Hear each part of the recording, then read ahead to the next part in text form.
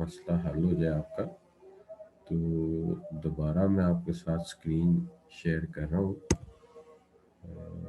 Let me share the screen. ये आ गई screen आपके सामने, ठीक हो गई जी बात। अच्छा, अब तीसरा सवाल हमारा हल हो चुका है, तो मैं चल रहा हूँ क्वेश्चन नंबर 4 की तरफ आपकी इजाजत से। क्वेश्चन नंबर 4 क्या है? which of the which of the below most complies with the requirement to be definite in business writing? इसमें से कौन सा ऐसा है जो ज्यादा कंप्लाई करता है, ज्यादा फुलफिल करता है डेफिनेटनेस को? तो देखते हैं बच्चे क्या जवाब देते हैं, उसके बाद मैं भी अपनी जो है राय का इजहार जरूर करूंगा आपके साथ। तो सबसे पहले देखते हैं कि बच्चे क्या राय दे रहे हैं। तो बच्चों की जो राय आ रही है इसके अंदर, कोई हमारे पास आंसर आ चुके हैं, काफ़ी सारे आंसर आ चुके हैं। इसमें उस्मान भट्टी हैं, अब्दुलरहमान है, अमीर हमजा है, नाजिश हैं, मेराब है, रहील है, महविश है, मुदस्सिर है, असफंद है, अरसलान है, सुंदर शहजादी हैं, समीना है। यानी कि तमाम बच्चे तकरीबन जो हैं वो मुतमिन हैं इस बात पे कि जो आंसर इसका बनता है, that should be the correct answer. जो इसका करेक्ट आंसर बनता है वो होना चाहिए है आंसर इनके मुताबिक ए। और ए है नहीं, सॉरी, इनके मुताबिक ए नहीं है, मैं गलत कह रहा हूँ। जो बच्चों ने जवाब भेजा है वो ये नहीं, बच्चों ने जो जवाब भेजा है वो मुझे कह रहे हैं, बल्कि बच्चे चीख चीख के चिल्ला रहे हैं कि सर हमने ये कब कहा था आपसे। बच्चे कह रहे हैं कि हमने जो आपको आंसर दिया है वो है सी। तो सी आंसर बच्चों ने दिया है। और बात भी ठीक है कि देखिए, डेफिनेटनेस का मतलब ये होता है कि बात वो करो जो पक्की हो, कॉन्क्रीट हो। तो कॉन्क्रीट होने के नाते वक्त भी बता दिया और डे भी बता दिया, ठीक है ना। जैसे मैं मिसाल देता हूँ आज की क्लास की, कि आज मैंने आप बच्चों से कहा था कि 10:30 पे आऊँगा, तो 10:30 पे पक्का मैंने किया था। फिर कुछ बच्चों ने मेरे मतलब मेरे खिलाफ बातें की, और कुछ ने कहा टीचर सो रहा होगा, कुछ ने कहा कि टीचर कहीं सैर पे चला गया है, कुछ ने कहा, खैर जितने मुंह उतनी बातें, बड़ी बड़ी बातें की इन लोगों ने। लेकिन कोई बात नहीं, मैं भी परेशान नहीं हूँ इस बात से, चूंकि अभी जो आने वाला वक्त है आपको पता ही है, अल्लाह ताला ने इन बच्चों को पकड़ना है और पकड़ के बड़ी गर्म गर्म छीहें लगानी है और कहना है टीचरों को मजाक करते हो, हैं लग पते जाने इनको। एनीवे, बहरहाल हम अपना काम करते हैं। देखिए, सम टाइम इन अगस्त, देखिए सम टाइम नहीं लिखना चाहिए ना, सम टाइम तो डेफिनेट है ही नहीं। और क्वाइट हैवी वाला तो चक्कर बिल्कुल नहीं करना चाहिए, ये तो बिल्कुल ही गड़बड़ कर दी ना आपने। ये तो एब्सोल्यूट हो गया, एब्स्ट्रैक्ट हो गया, सॉरी। और ह्यूज रिस्पॉन्स भी जो है वो उसमें भी कॉन्क्रीटनेस लैक करती है। तो जो कॉन्क्रीटनेस सही काम करती है वो करती सिर्फ किस पे है, हमारे सी ऑप्शन पे। लिहाजा आपका सी ऑप्शन जो है उसको मैं एडमिट कर लेता हूँ। अब रही बात ये कि अगर मैं क्वेश्चन नंबर 5 की बात कर लूँ कि क्वेश्चन नंबर 5 के में कौन सी सही ऑप्शन है, तो मोस्टली बच्चे जो ऑप्शन मुझे इस वक्त बताना चाह रहे हैं उसके अंदर जो है माशाल्लाह 4 राय आ चुकी हैं अभी तक क्वेश्चन नंबर 5 के हवाले से। और चारों राय में इत्तफाक नज़र आता है कि या तो मेरा हाल है बच्चे कहीं मिल के इकट्ठे बैठे हुए हैं। अच्छा, बहरहाल एनीवे, भट्टी हैं, महविश हैं, रहील हैं, सुंदस हैं, मेराब हैं, अमीर हमजा हैं, अरसलान हैं, लाइबा हैं, हाफिज़ हैं, उस्मान भट्टी हैं, अरसलान हैं, समीना है, अब्दुल कादिर है। तो ये तमाम बच्चे जो हैं ये जवाब जो दे रहे हैं इस वक्त मुझे, इनकी राय में बी ऑप्शन बहुत परफेक्ट ऑप्शन है, तो मैं इनकी राय को मान लेता हूँ। अब जहाँ तक सवाल है कि अगर आप कहें कि जो बात थी वो ये थी कि which of the following does not satisfy adopt the right tone, जो राइट टोन को अडॉप्ट नहीं करता। अब राइट टोन के अंदर आप देखें तो अगर पर्सनल प्रोनाउंसिएशन की बात करें तो ये तो अच्छी बात हुई, और ऑलवेज एंड पॉजिटिव ये भी बड़ी अच्छी बात है। और अगर आप कहें avoid negative words and phrases, ये भी बड़ी नेकी का काम है। लेकिन जो मसला है कोलैक्चुअल लैंग्वेज, जो कोलैक्चुअल लैंग्वेज होती है ऐसी लैंग्वेज होती है जिसके अंदर हम बेसिकली, कोलैक्चुअल लैंग्वेज एक ऐसी लैंग्वेज होती है जिसके अंदर हम कैजुअल लैंग्वेज इस्तेमाल करते हैं, कैजुअल लैंग्वेज इस्तेमाल करते हैं। अब जो कैजुअल लैंग्वेज होती है जिसके अंदर अक्सर हम कॉमन इडियोमेटिकल फ्रेजेस भी यूज़ कर देते हैं, लेकिन ये इडियोमेटिकल फ्रेजेस इतने ज़्यादा यूज़ हो चुके होते हैं कि लोगों को इनका असल मतलब तक भूल चुका होता है कि इनका रियल मीनिंग क्या है। लिहाजा ये तो बिल्कुल ही गलत बात है। इसलिए हमने यहाँ चूंकि ढूंढना ही गलत था, चूंकि हमारा सवाल ही ये था डज नॉट, तो लिहाजा बी ऑप्शन ढूंढने वाले बच्चे बहादुर हैं, ग्रेट हैं, नेक हैं, अच्छे हैं।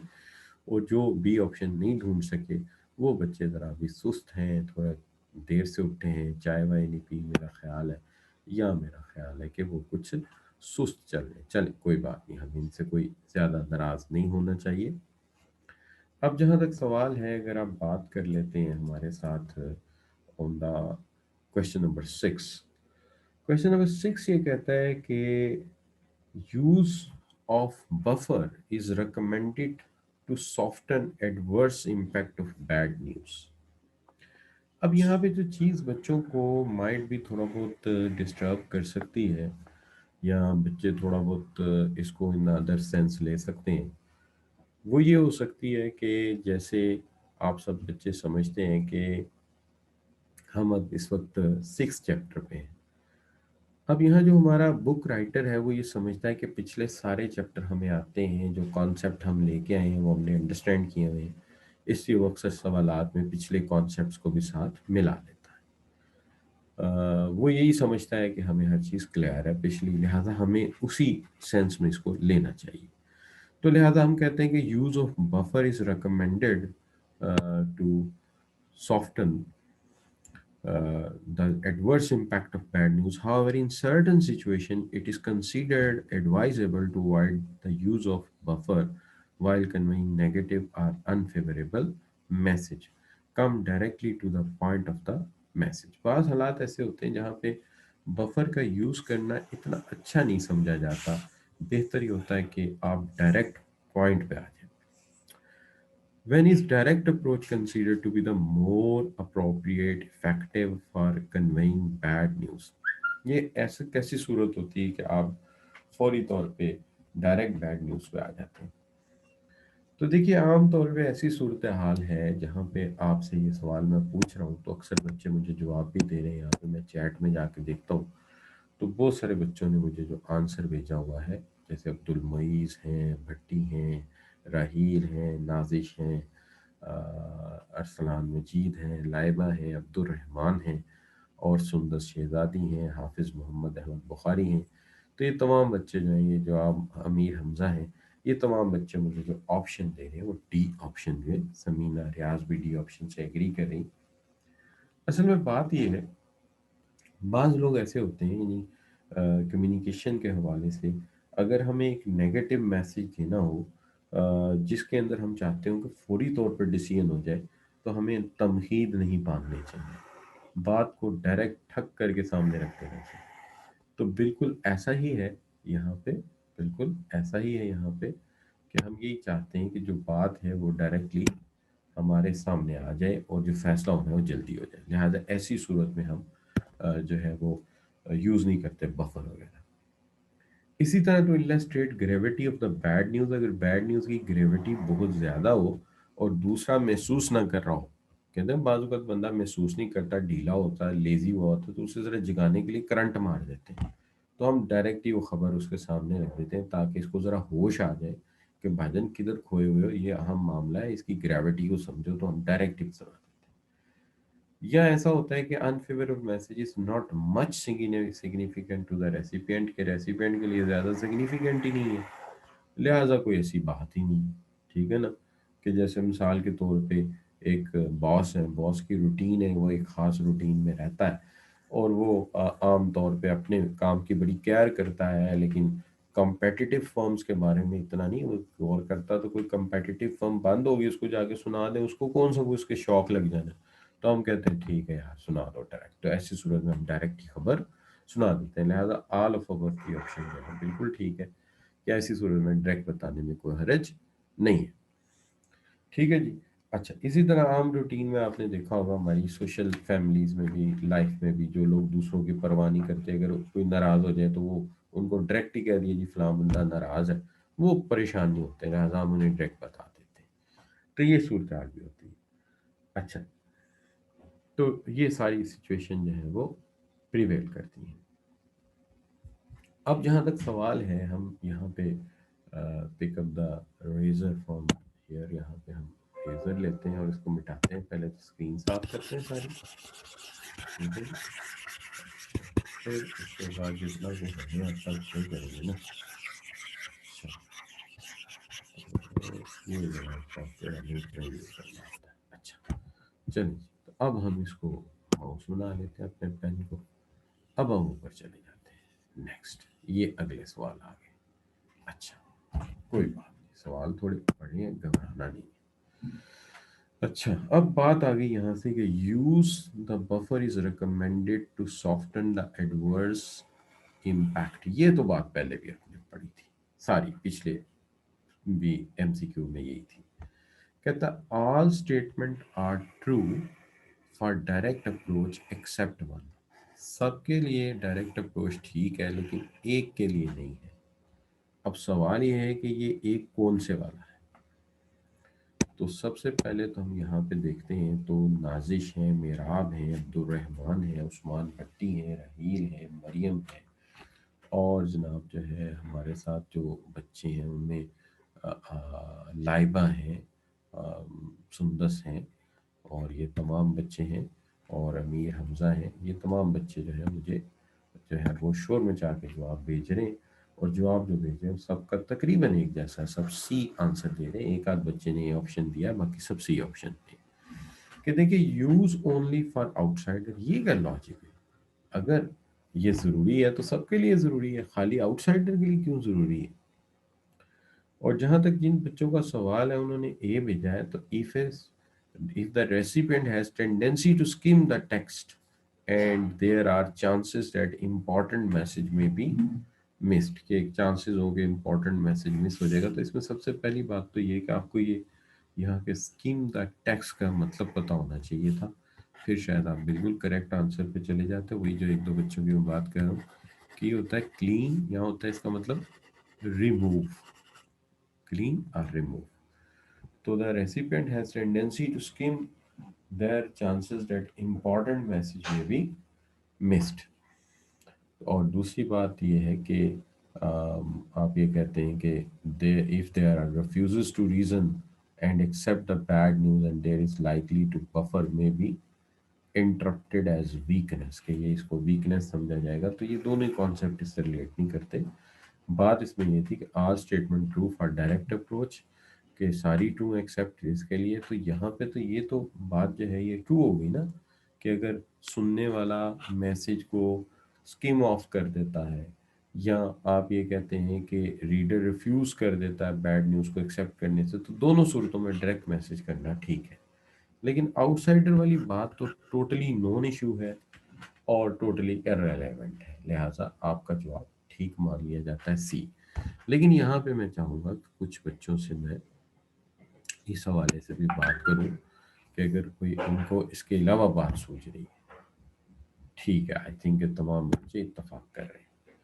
अब आ गया आपका क्वेश्चन नंबर 8। क्वेश्चन नंबर 8 ये है, feedback is considered to be a critical component of the communication process as it enables sender to determine whether the message was in fact received, understood by the receiver as intended sender, के जहाँ पे उसे यकीन होता है कि मेरा message समझ लिया गया है और अंडरस्टैंड कर लिया गया है। In spite of vital importance, feedback poses serious problem in the communication process. Feedback may not prove to be effective. एक के किस सूरत में फीडबैक इफेक्टिव नहीं होता, कारगर नहीं होता? तो देखिए, बात ये है कि फीडबैक किन कंडीशन में कारगर नहीं होता। ये यहाँ पे जो बात आप कर रहे हैं, इसके अंदर 8 जवाब अभी तक आए हैं, 9वां भी आ गया है, और ये तमाम बच्चों का जवाब जो है वो डी है, जिसमें अरसलान है, उस्मान है, नाजिश है, और अरसलान है, मुकद्दस है, लाइबा है, समीना है, सुंदस है, राहील है। तो ये तमाम बच्चे हैं। अब यहाँ पे जो सवाल है वो ये है जी कि आपने पिक कर लिया ऑल ऑफ अबव, ठीक है। अच्छा, ऑल ऑफ अबव क्यों पिक किया, मैं बता देता हूँ आपको। जो बच्चे सुन रहे हैं मेरी बात गौर से और उन्होंने पार्टिसिपेट नहीं किया, उनके लिए कि जो है सॉरी, मैं जरा इसको ये कौन सा है, ये रहा, ठीक है। उस्मान भट्टी का जवाब भी आ गया। तो सवाल ये है कि देखिए, अगर आपका फीडबैक बहुत ज़्यादा वेग है, यानी वेग का मतलब बिखरा हुआ है, वाज़ह नहीं है, बहुत जनरल है, या आपका feedback given after a considerable lapse of time, आपने फीडबैक दिया है और आप डिले हैं, और डिले होने की वजह से आप लोगों को कोई 4 7 8 सेकंड 15 20 सेकंड बाद दिया है, तो इससे लगता है कि रिस्पॉन्सिव जो है आपके वो ठीक नहीं है, not given in constructive manner, आपका फीडबैक कंस्ट्रक्टिव मैनर में नहीं है। तो ये तीनों ही चीज़ें ऐसी हैं जो कि कारगर नहीं होती, लिहाजा डी ऑप्शन ठीक लिया आपने।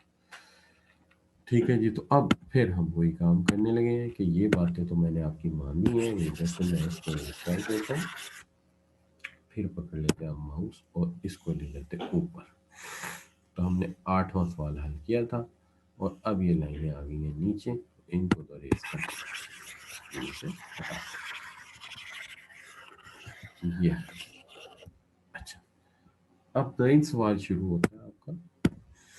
9 सवाल जब शुरू होता है तो इसके अंदर पहला तो फिक्रा वही है कि feedback is considerable is critical component है, और सवाल तो एक्चुअली फिर ये रह गया कि feedback effectively depend on all except, के डिपेंड करता है लेकिन एक पे नहीं करेगा। अब वो एक कौन सा है वो हम देख लेते हैं। तो हम यहाँ पे इसको देख लेते हैं कि कहने का मतलब ये है कि फीडबैक काम नहीं करेगा, और एक एक्सेप्शन है। तो एक एक्सेप्शन जो बच्चों ने दिया है वो ज़्यादातर बच्चों ने सी ऑप्शन दी है, राहील ने दी है, मेराब ने दी है, सुंदस अब्दुल कादिर की राय ज़रा डिफरेंट है, अब्दुल रहमान भी सी पे आ गए, सुंदस भी सी पे आ गई हैं। आहिस्ता आहिस्ता बच्चे राह रास्त पे आना शुरू हो गए। अच्छा, अब बात ये है कि जो सवाल था वो ये था कि इसके अंदर वन इज पॉजिटिव, यानी एक पॉजिटिव है, कहने का मतलब उसका ये था, और बाकी सारे अदर सारे जो है वो नेगेटिव है। तो हमें इसमें से वो एक्सेप्शन ढूंढनी थी जो पॉजिटिव है, बाकी तो सारे नेगेटिव है। यानी जैसे गिवन टू स्कोर मार्क्स और place the sender in embarrassing and defensive position, के जनाब जो कहने वाला है, बात करने वाला है, उसको एम्बैरेसिंग सिचुएशन में पहुंचा दिया जाए, तो ये तो अच्छी बात नहीं है।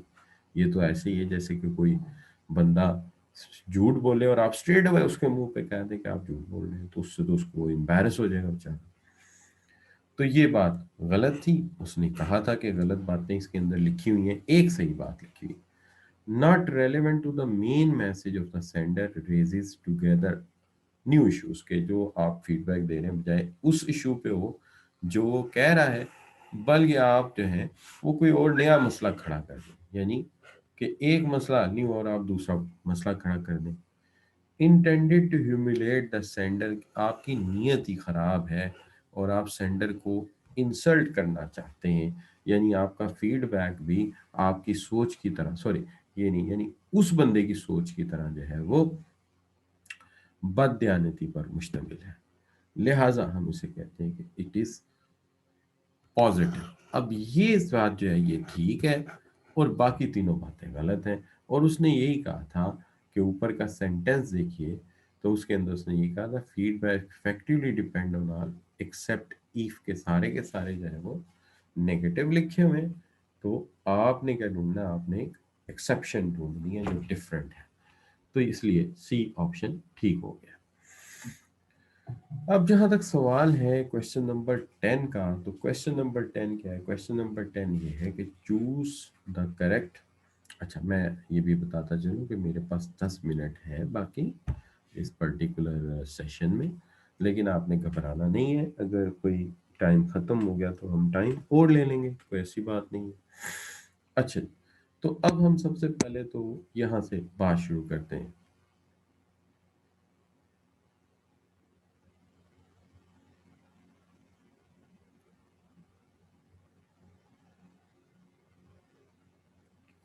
मैं अभी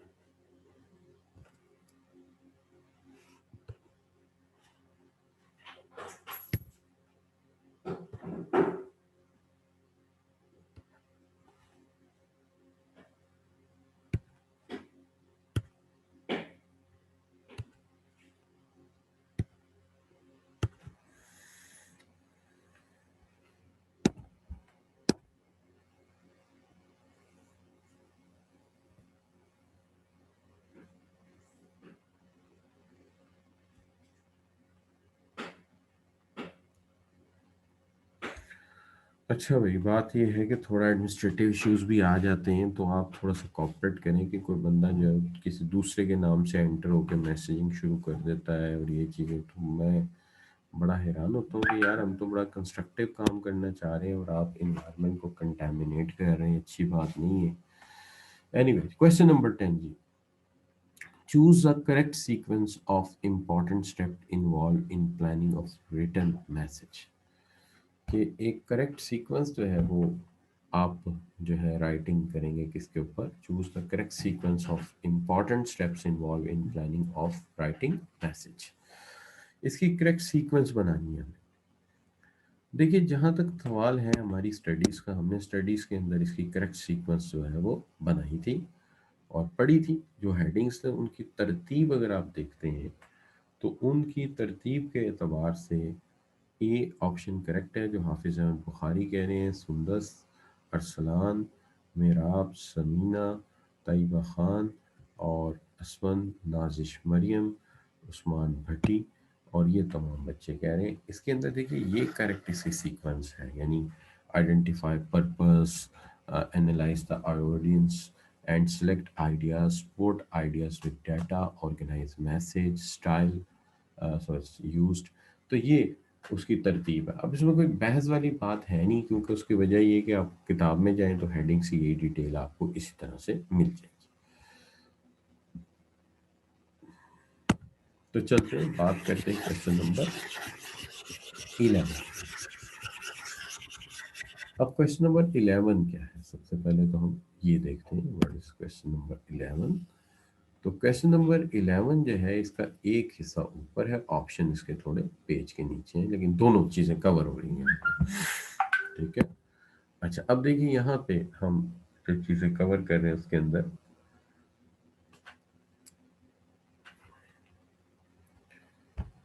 a well planned negative message, a well planned negative message conveys negative information clearly while remaining as much as goodwill as possible। एक नेगेटिव मैसेज सुनाना हो तो कोशिश ये होती है कि अपनी रिप्यूट पे असर ना पड़े और उसे अच्छे तरीके से बताया जाए। Select the correct step sequence in the communication in negative message. एक नेगेटिव मैसेज देना हो तो उसकी कम्युनिकेशन आप कैसे करेंगे। तो यहाँ पे जो है वो हम जो ऑप्शन ले रहे हैं उसमें मेराब है, राहील है और इसके साथ जो बच्चे हैं ज़्यादातर ऑप्शन जो चूज़ कर रहे हैं वो बी ऑप्शन है। लाइबा भी बी ऑप्शन को प्रेफर कर रही हैं। अब इसमें भी अगर आप देखेंगे तो कोई बहस वाला मामला नहीं है, किताब को जाके देखेंगे तो आपको ये तरतीब बिल्कुल इसी तरह मिलेगी कि use buffer, offer explanation, avoid emphasizing refusal, present an alternative and end with positive। यही स्टेप्स थे 5 जो हमने वहाँ पे पढ़े थे, 5 स्टेप्स। तो इसके अंदर कोई कंफ्यूजन वाली बात आई होप कि नहीं है। तो ये हो गया आपको क्वेश्चन नंबर 11। अब चलते हैं जल्दी से हम क्वेश्चन नंबर,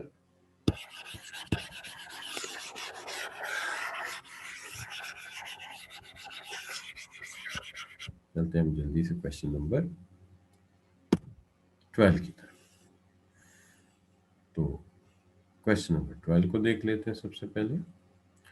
तो देखिए, आप बेशक बुक भी अपनी साथ रख लें ताकि आपको आसानी रहे पढ़ने में। क्वेश्चन नंबर 12 ये है कि इन the process of communication A sender activities include all accept, यानी तमाम एक्टिविटीज इस प्रोसेस में सेंडर की होती हैं, एक नहीं होती। और वो जो एक नहीं होती उस पर धड़ाधड़ जवाब आ रहे हैं मुझे, और तमाम बच्चों के आंसर जो है वो तकरीबन करेक्ट हैं। जवेद हैं, रहील हैं, अरसलान हैं, तैयबा हैं। ठीक है। और तमाम बच्चे जो हैं अरसलान, मोहम्मद, लाइबा, आफाक, तो ये तमाम बच्चे जो हैं ये डायरेक्टली आंसर मुझे सेंड कर रहे हैं, दैट आंसर इज करेक्ट। तो ये तमाम आंसर जो है मुझे करेक्ट मिल रहे हैं।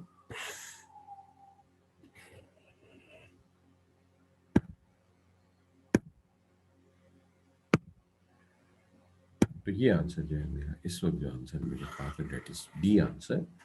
और बी आंसर जो है वो ये है कि जो कहते हैं जी कि एक एक्टिविटी, तो सेंडर यूजेस वर्बल चैनल। देखिए सेंडर हैज आइडिया, ये तो बात मानने वाली है। सेंडर जो है वो ट्रांसफॉर्म्स आइडिया इनटू मैसेज, ये भी बात ठीक हो गई बात। और sender transmit the message after selecting A communication channel, ये भी बात ठीक हो गई। अब जो वर्बल चैनल है ये लाजमी नहीं है, एक्सेप्शन है। और एक बात ये है कि using sender uses verbal channel, तो ये उसका हिस्सा नहीं था, सिलेक्शन ऑफ चैनल था, लेकिन इंतखाब फिक्स कर दिया जाए ये नहीं था उसके अंदर। यानी किताब में ऐसा नहीं लिखा कि एक ही चैनल पे फिक्स कर दिया जाए। और जनरली इसकी जगह हम ओरल चैनल जो है उसको कह सकते हैं, लेकिन वर्बल एग्जैक्ट फिक्स नहीं हम कर सकते, लिहाजा इसको हम कहते हैं कि इनडिफरेंट है, बाकी सबसे मुख्तलिफ है। अच्छा, तो अब एक तो बात ये होगी,